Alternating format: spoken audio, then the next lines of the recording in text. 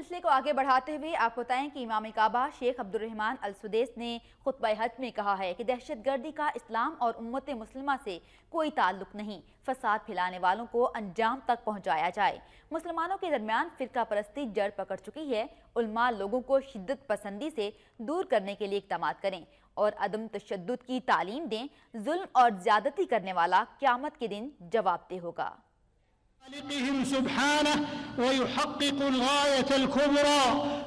خطبہ حج دیتے ہوئے امام کعبہ شیخ عبدالرحمن السدیس نے کہا کہ اے ایمان والو، سیدھی اور سچی بات کرو، امت مسلمہ میں کوئی بھی کسی کے ساتھ ظلم و زیادتی نہ کرے، تمام معاملات اپنے ہاتھ میں رکھے اور دوسروں کی طرف نہ دیکھے۔ اللہ نے مسلمانوں کے لیے دین اسلام منتخب کیا، اس سے سچا کوئی بھی نہیں ہے۔ اللہ کے احکامات پر عمل سے دنیا اور آخرت میں کامیابی ملے گی۔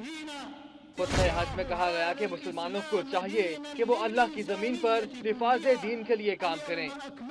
اللہ نے تمہیں جن نعمتوں سے نوازا ہے اس کا جواب قیامت کے دن طلب کیا جائے گا۔ اسلام ہی فلاح اور کامیابی کا راستہ ہے۔ تمام عالم اسلام جسم واحد کی طرح ہے۔ مسلمان اپنی صفوں میں اتحاد برقرار رکھیں۔ خطبہ حج میں کہا گیا کہ مسلمان والدین کی نافرمانی نہ کریں اور ان کے آگے جھک کر رہیں۔ سب سے زیادہ حقوق قریبی رشتہ داروں کے ہیں۔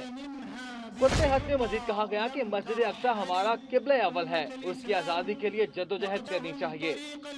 مسلمان پر مسلمان کی عزت، مال اور خون حرام ہے۔ مسلمان ذاتی مفادات کو مد نظر نہیں رکھتے، بے شک عدل میں خیر ہی خیر ہے۔ عدل و انصاف اسلام کے سر کا تاج ہے۔ آج امت مسلمہ کو مختلف مسائل اور تکالیف کا سامنا ہے۔ اللہ تعالیٰ نے ہدایت کے لیے کتاب نازل فرمائی۔